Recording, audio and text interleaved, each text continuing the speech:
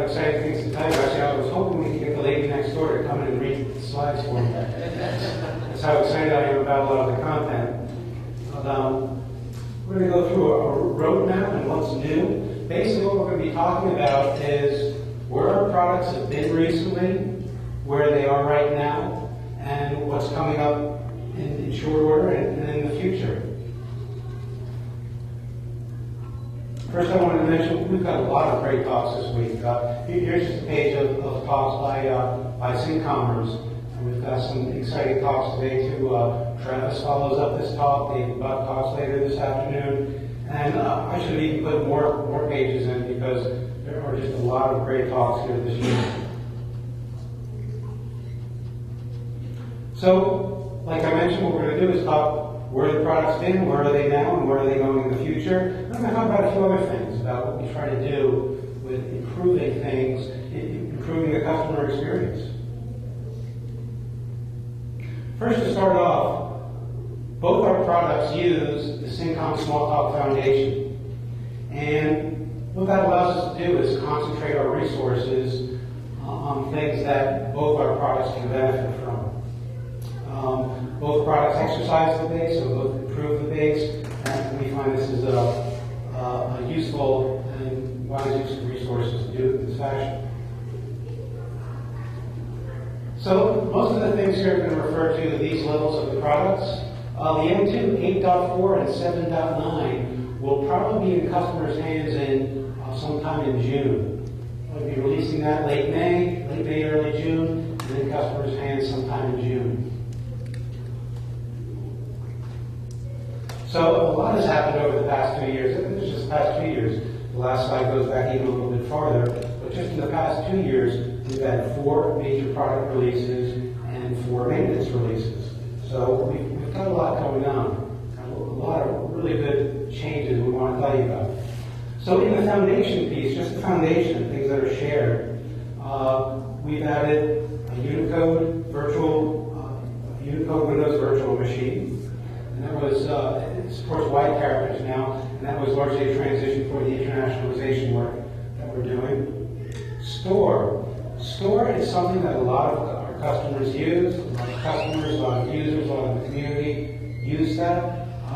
Some lean on it very hard, and we start getting a long laundry list of things that they want to see improved in store. And we looked at it, and it sort of been neglected for a little bit, and we looked at it and said, okay, for the long term, how are we going to address these customer needs and requirements? And basically, we decided to revamp the whole thing. Alan Knight, who couldn't be here this week, used to tell me that he'd only improved 3 things with the store: the front, the middle, and the back. So it was pretty funny, but we did basically exactly that. We revamped it from the ground up, and now it's a stable platform for lots of more productive changes in the future. We're really needing to solidify that base. And that took several release cycles, and we're not afraid to tackle longer-term beneficial projects like that. 64-bit work. We had 64-bit work come out initially years ago, and the 64-bit stuff was simply not up to the same standard as our 32-bit. So that was another thing that we set out to solve and solve. We put a lot of investment into the 64-bit and tremendous improvements, and we continue to improve that. Atomic loading, that solves the issue of, solves a class of problems where there's problems in sequence of loading. Basically, it loads everything into a shadow area and then installs it in your image in one fell swoop. Delays, as operating systems evolved over time, delays started breaking in some interesting ways. So we also have an alternate implementation of delays that solves a lot of those problems. We improved the Mac virtual machine and support for it, support for Cocoa. A new prerequisite engine was integrated into the product. More things for the foundation. I'll probably mention some of these again too, because they've got a lot of use in the product. We created a new merge engine based on a much faster, more modern algorithm. Does more things. We have a new comparison tool to go with that. Other things that we improved the store, we got rid of the old unique browsers to store. There RB-based now. We have board-based garbage collection store. Just lots of fixes and cleanup. By the way, with each release, we grab, at freeze time, we grab the latest seaside that we can and package it up so it's really easy to use, load and use for people using our products. And by the way, that works with both products. Some other things, external encryption, some new protocols, some new high-performance options for you. I hope you got a chance to see Martin's talk about that. If not, well worth checking out. Store, one of the things that we're focused on now, and you'll see in the next release too, are speed improvements. We've got some low-hanging fruit. We're going to continually, incrementally improving that over time. Some other things that people want for our store, our code repository system, is to be able to do some configuration mapping. So that is something slated on our roadmap for the future. And another thing is IPv6. We've been working on that, and we'll have that into the product at some point in the future. I think that's one of these things that's going to sneak up, and developers are going to need IPv6 yesterday, when all of a sudden it's mandated that they have to have it. So first I want to talk a little bit about Object Studio. We like to think of Object Studio as a business analyst thinking tool. And it's got some unique tools. Both of these, like I mentioned, both our products are built on the foundation, but Object Studio has some really unique tools. And one of the big messages I want you to take away from this is, even if you're a Visualworks user, you can use these tools. And you can use them and import the results into Visualworks. So there's a lot of benefit here to everyone. Object Studio allows analysts and developers to work together. It just runs on Windows, it runs on almost all the Windows, all modern supported Windows. And the big ticket items with Object Studio are the modeling and mapping, where architects can blueprint out their system. And hopefully you saw the building a business with Cincom Smalltalk that really highlighted the capability of a lot of these tools. I hope that came through about how easy and how quickly you can basically have the framework and scaffolding and database tables up to support a system very quickly. Another thing with that, one of the real attractive things about Smalltalk is usually with Smalltalk you get all the source code, right? So with the framework generation, a lot of things like this are black box or a white box. They give you the source code. If you say, this generates great things, but I want this tweaked just a little bit to be a little bit different, or I also want it to do this, you can go in and customize it specifically for your needs. So some really powerful opportunities here for users using that. I also mentioned the round-trip engineering. Both the architect working at the modeling end and the developer working at the code end. The modeler doesn't wipe out the work that the developer does. What's done at each level is reflected at the other end. And that's a powerful capability. We call it round-trip engineering. We've even gotten some requests recently for tools for Glory. And one of the things I'd like to tell you is we have them. It's called the mapping tool, and it's in Object Studio. And yes, you can use that and build your descriptor system and then bring that into Visualworks, for example. So it's there, you're able to use the outputs of these capabilities in both of our products. Object Studio Pass, we created the latest foundation with each release. We have been focusing a lot on the modeling tool, the mapping tool, bringing those up, making sure everything is working well with them. In the past, we moved the Windows messaging loop from C to Smalltalk to make it more transparent for developers, and it also solves some issues some long-standing issues that we had in certain circumstances. Lots of fixes and refinements. I'm going to be mostly in this presentation talking about kind of the bigger ticket items, but in every release we have lots and lots of fixes and tweaks in every release. So a lot of this stuff is even just the tip of the iceberg of what's available. A while ago we put in new icons and logos into our products, and Object Studio was the first Vista certified Smalltalk. So whereas now it is the only Windows 7 certified Smalltalk. We have the foundation tools and improvements from Foundation 7.8.1. We've continued to enhance the mapping tool. taking advantage of more of what Glorp offers us in the mapping tool. The Spy Debug tool, that does some neat things. It lets you track messages sent to specific instances. So it offers some neat things. And by the way, that also will work in both products. We use a scriptable installer that a customer could use if they wanted to deploy an installment of an application.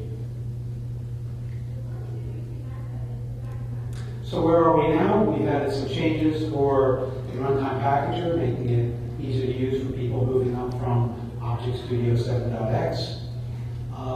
Cursor support for Oracle, Unicode support for databases, Trippy Inspector is now standard. And again, like I mentioned, every release, lots of refinements and fixes.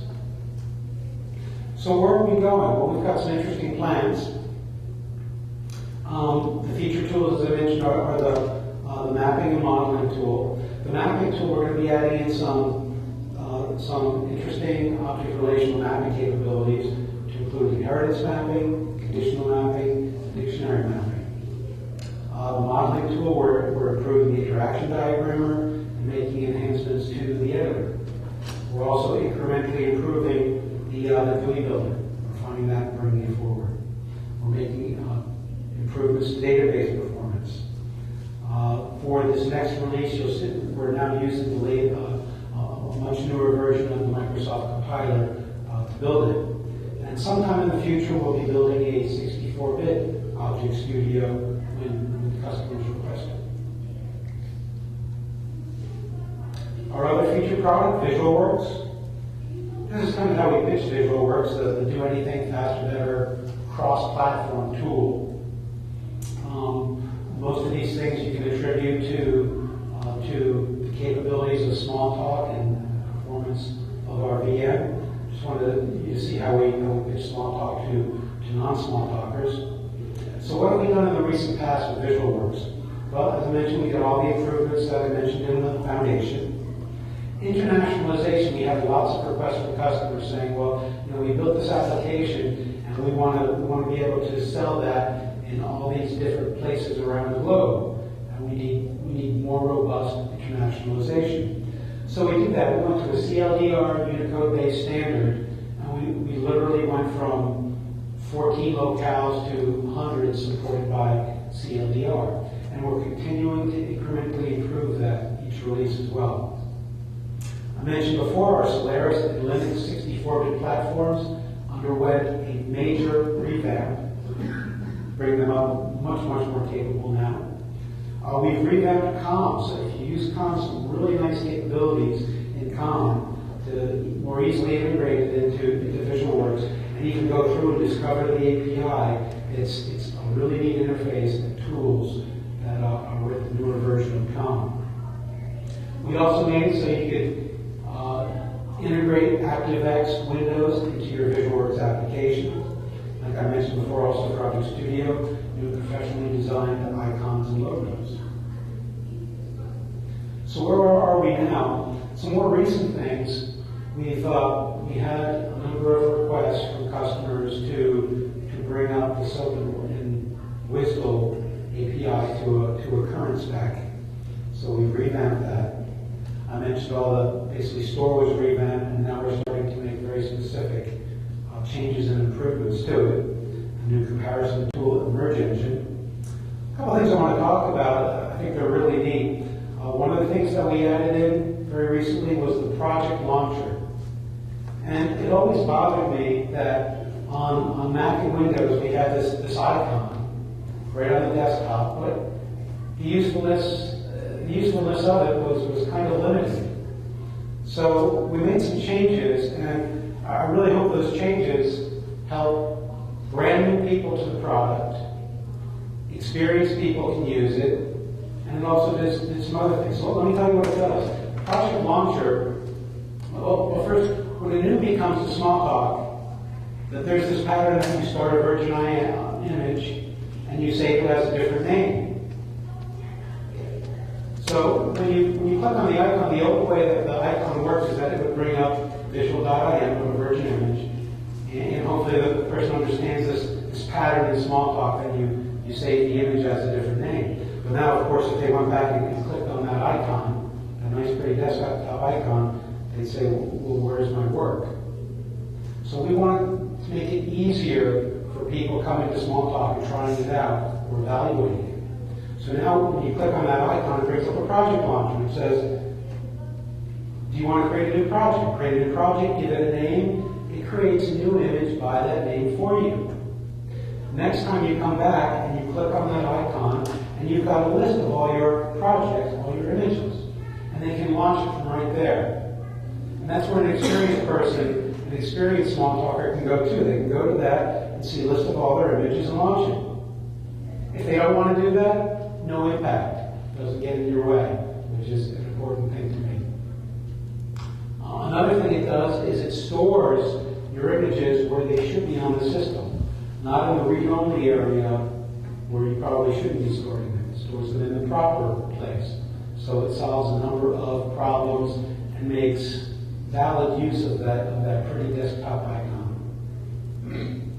One of the things, the recent things near and dear to me is called polycephaly. I like to joke polycephaly is what you get when you let your engineers name it. But it's a really fascinating thing. Today, it's almost impossible to buy a computer that's not multi-core. So several years ago, I challenged engineering. I said, I want a way that we can leverage those multi-core computers that everyone has. Because right now, you run an image, basically, you've got a 4-core machine, you're going to get a maximum throughput of 25% of that system. Well, who wants that? So the challenge was, give me a way to easily utilize all the cores in the system and make it Smalltalk simple. Make it Smalltalk simple. Really important, because I've done concurrent programming in the past. I'm sure a lot of you have done it. And you're probably well aware that as the power of concurrent programming goes up linearly, the difficulties and bugs and problems goes up exponentially. It's just the nature of the beast. So I don't want to put just the usual stuff in and me too, here it is. And one of the great things about Smalltalk is because it's so simple and powerful, it lets you tackle really large, difficult problems. I didn't want that brain bandwidth going to working with traditional concurrency problems. So what I wanted in the solution was something that gave me 80% of the benefits of concurrency and only 20% of the difficulty. And I think that's what we got. I'm thrilled. It's really easy to use. What polycephaly does is lets you really easily launch headless images. So I can say start up 3 images, just like a line of code. And I can say image A here, do this. When you're done, pass back the results. Image B, you work on this. Image C, you work on this. And I've got some examples where I can basically have a queue. I can start with as many images as I want, and each image basically comes, grabs from the queue, does the work, returns the result, grabs another item from the queue, and you've got bunches of these virtual machines going off and attacking that queue. And it's a lot of fun to play with. There's some really interesting things. I've got a quad-core machine that I use, and I found I could basically saturate my machine and max out the performance and throughput. And one of the interesting side effects is I can make my desktop almost unresponsive because I'm so utilizing that machine. So now I often use 3 and have one main one gathering all the results, and that gives me enough CPU power on that one core to still keep a responsive desktop. So it's been a lot of fun to play with. More recently, I'm using 64-bit images with polycephaly and experimenting with some things for a future report on ways to use that. At first, when this went out, I was a little concerned. I'm like, well, we put this out. I think this thing is fantastic, and I haven't been hearing anything.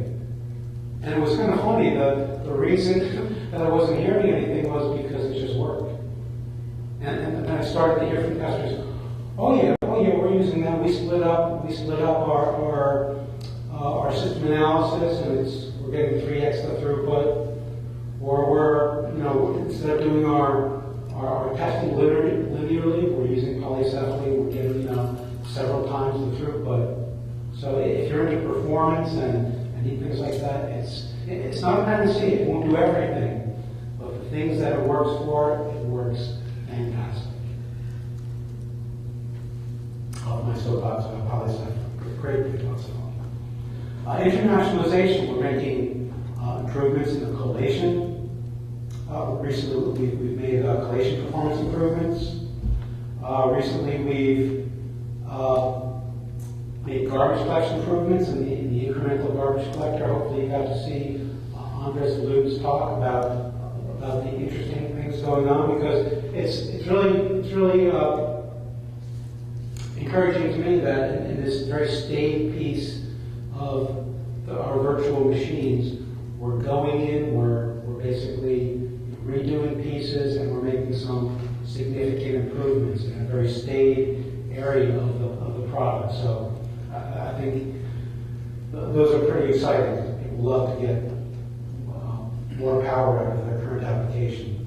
Another thing we've done is our engineers have been working on something called X-Streams, which is basically a new stream replacement thing. And one of the things we discussed, what's the value to us? The biggest value to us is if something like X-Streams is adopted as a new Smalltalk standard. And it offers a lot of really neat things. So we basically open source that to make it available, and the developers continue to refine that.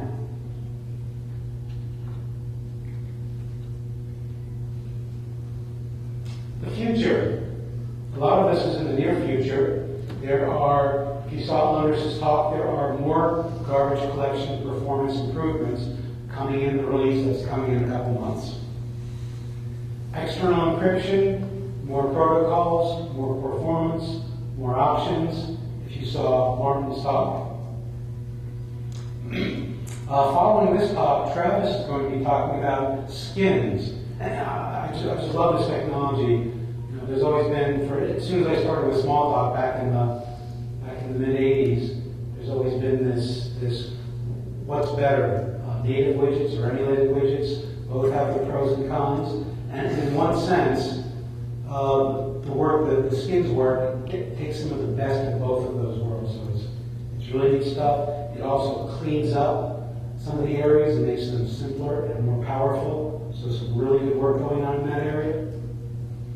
Windows 64-bit VM has been moved to support it. Is moving to support it.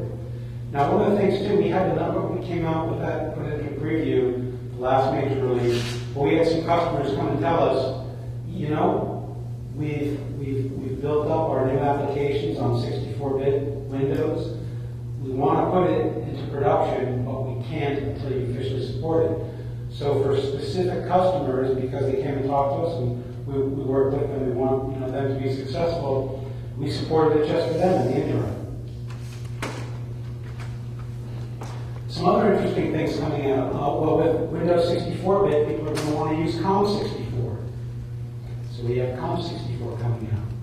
There's also COM garbage collection is supported. And there's a number of other things that are going on in COM that are distinct improvements. More 64-bit stuff. Oracle 64-bit supported. Windows ODBC 64-bit supported. We are making more refinements and tweaks to our WSDL SOAP protocols. We actually had one of the customers kind of used a less standard, not officially blessed means of using SOAP and WSDL, and we wanted to make sure that it worked for them. And by the way, we do something also called partner development, and that is if something is really important to you, say we hear from several users and customers, hey, this is really important to us. Are you going to work on this? And if you do, we'll commit to testing this, giving you feedback, working with you, whatever you want. It's really important to us. So we often work specifically with specific customers to get into a tight loop and make sure that it works for the customer, and for us it's useful to customers, and for that customer they know when the next release comes out it's going to work for their application. So it's really a win-win. So if there's specific things that you want to work with us, come talk to us. It's like I said, it's really a win-win. It helps out everybody involved. We're making more performance improvements to database drivers, continuing to move that forward. polycephaly that I just talked about is being moved to supported, although lots of people have just been using it. It just works. Really simple and really powerful. We have a polycephaly 2 coming out. And that's actually built on a completely new framework. And what it also does, it allows you to give work to remote machines. So not only can you use multi-cores, you can basically build out a grid.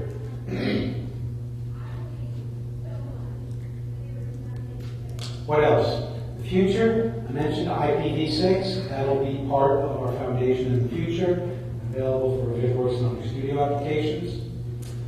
Fluid positioning is some work for our GUI layout tool, and you're going to see that this afternoon. It's some really neat stuff that is very useful.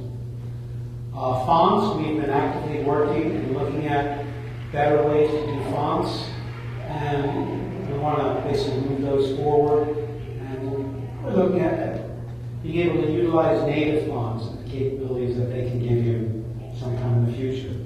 Another thing that lots of people use and rely on is our foreign function interface known as DLLCC. And we're going to look at it's very powerful. We're going to try to revamp some of that so we can make certain things easier for our customers and users. Windows 8, we've already started looking into Windows 8. One of the first things we did when the beta version of Windows 8 came out is see if our products would run on it. And they do. But then we're going to start looking into how we can take advantage of the Metro interface, and the API for Windows 8 is WinRT. So we have already started looking at that. Another thing, I know we've had some code completion work in goodies, but code completion we've been hearing is people would like to see that in the base product. Another thing that we are looking at and considering, if you have input for me on it, is WebSockets.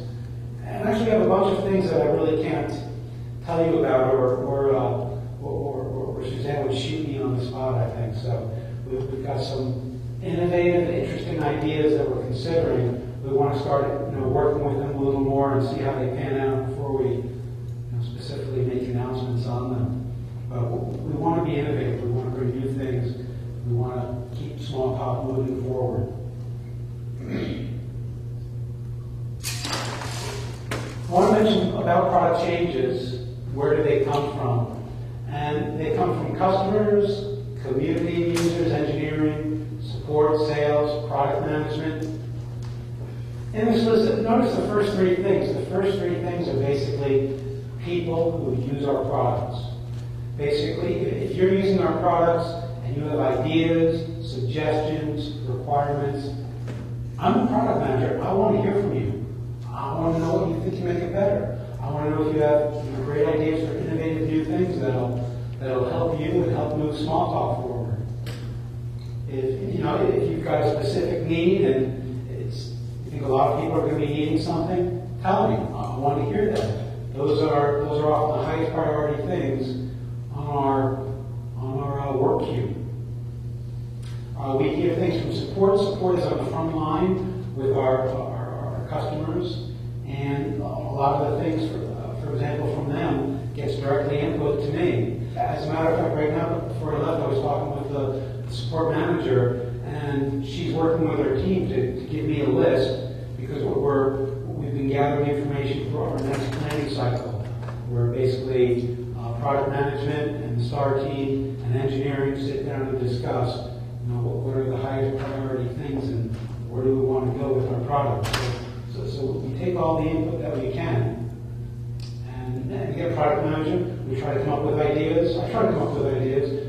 What can we do that's innovative? I mean, Smalltalk is all about innovation. So what neat, great things can we do to provide value for people who use our product?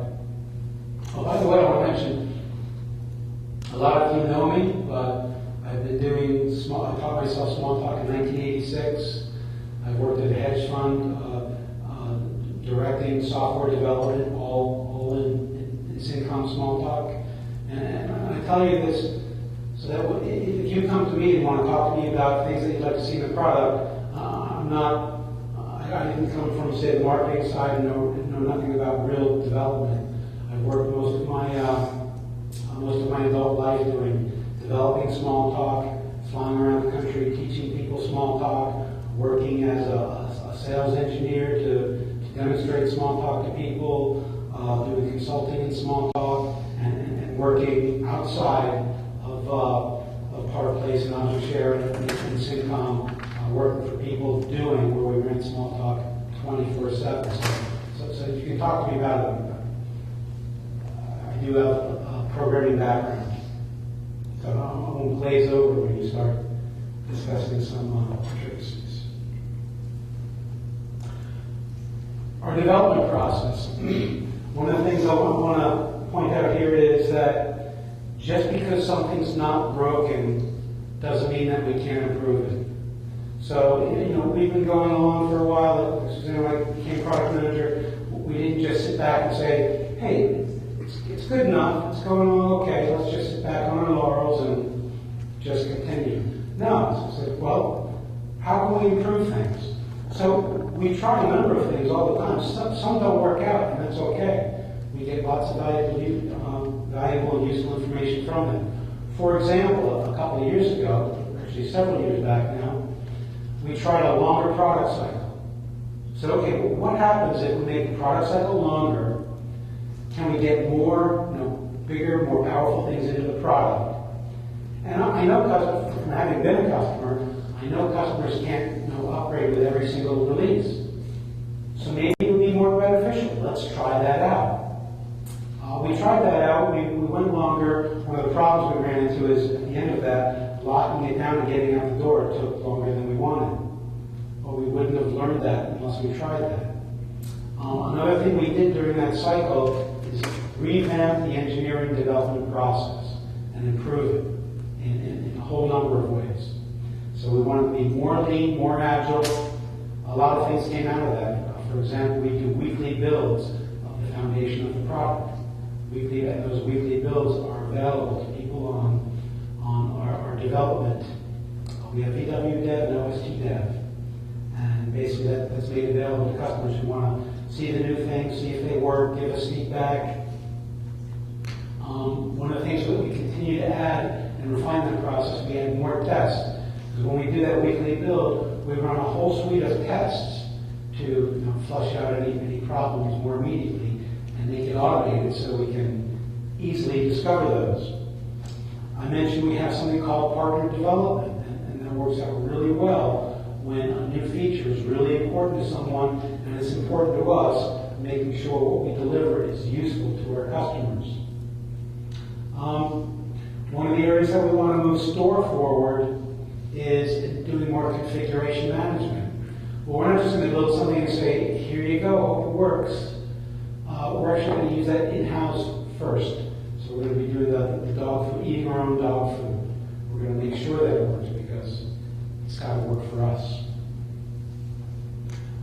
By the way, with this sort of the configuration work, about a year and a half ago, the engineering manager, Alan, and myself, after one of the conferences, we did what I call a store tour. We went around to several customers that were really heavy users of store and sat down with them to understand how they use the product, what custom things that they use, that they rely on, to make sure that we understood before we embarked on all these new things for store, that we understood how the customer was using it. And that's basically driving some of this work right here. Release changes. We've had a lot of nice things. Basically, we came out with 2 releases a year, and we put a bunch of new feature items in that. And I started hearing more and more feedback from customers in the community saying, a dot release, I want a dot release to be a fix and refinement of the major release. I don't want all this new stuff in it, because new stuff can often represent more work for porting. And people want to port to, that they want to move out to our products, but they don't want surprises or unexpected work. So I heard that, and we had a lot of internal discussion. Well, but customers want this, so we heard you. Object Studio 8.3.1 and VisualWorks 7.8.1, which recently came out, are true maintenance releases. So for example, if you're on 8.3 or 7.8 and want to move up, it should be relatively painless. Often people have the mindset from years ago with, they wait for the dot release or Service Pack 1 from Microsoft, and I can understand that. So they expect this, they wanted this, we listened to that feedback, and we've taken specific actions to take care of that. One of the really nice things that also came out of this was that it kind of changed some of the interaction between support and engineering. Because one of the things that I said, okay, hey, support is on the front lines. When we put out a new major release, they're getting the issues. They're solving those issues. They're building resolutions for our customers. I want them to be a big part of the maintenance release. And we don't just take the resolutions, throw them in there necessarily for the maintenance release. Because we need to work with engineering to understand the long-term implications of where we're going with something. So some things go in, sometimes support and engineering work together to build something that's better, more appropriate for the long haul. And one of the nice comments I got from the support manager, she said, this last maintenance release, I feel that support and engineering have worked closer than they ever have. And that's a good thing. It means we're getting to our customers what our customers are, what our customers need.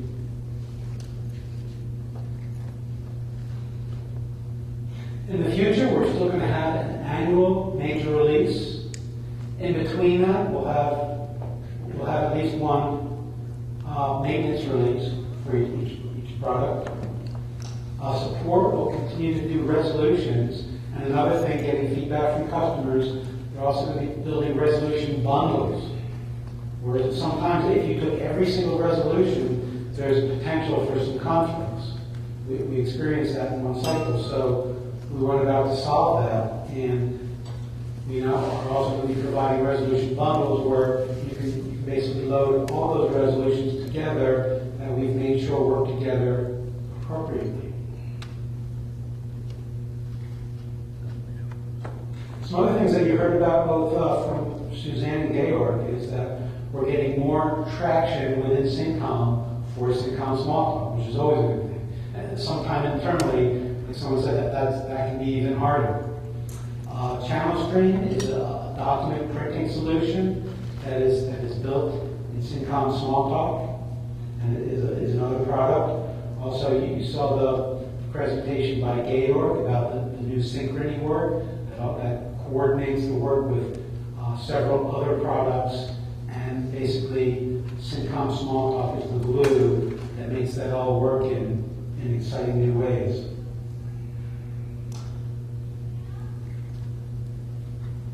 Okay, what's next? Probably most of you know the quote from Alan Kay that the best way to predict the future is invented. So if I can paraphrase that a little bit, what's next in our product? The best way to predict that is for you to have a conversation with us. Tell us what's important to you. Tell us what you require. Tell us what you need. Send those to any of us. I'd be thrilled if you send me an email of your wish list, your desires, your requirements, your pain. I want to know about that on athomas@cincom.com. And of course, if you send it to Suzanne or any people on the SMART team, Jeremy, it'll also find its way to me, and it's really important. So what I hope you got out of this is that first, we've got a lot of exciting new things in the product. We're doing lots of work. We've got a lot of engineers. We're really moving forward with the product. The second thing is that people who use the product, we want you to tell us. We get our highest priority ideas from our customers, from the community, from users that are using our product. If you're using our product, your feedback is important to me. And third, we're not afraid to try new things and make our processes and how we deliver the product better for you. We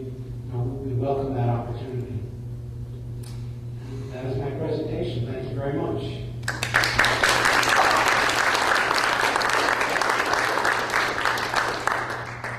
I have one question. I'm back here. There are basically two big trends today in computing.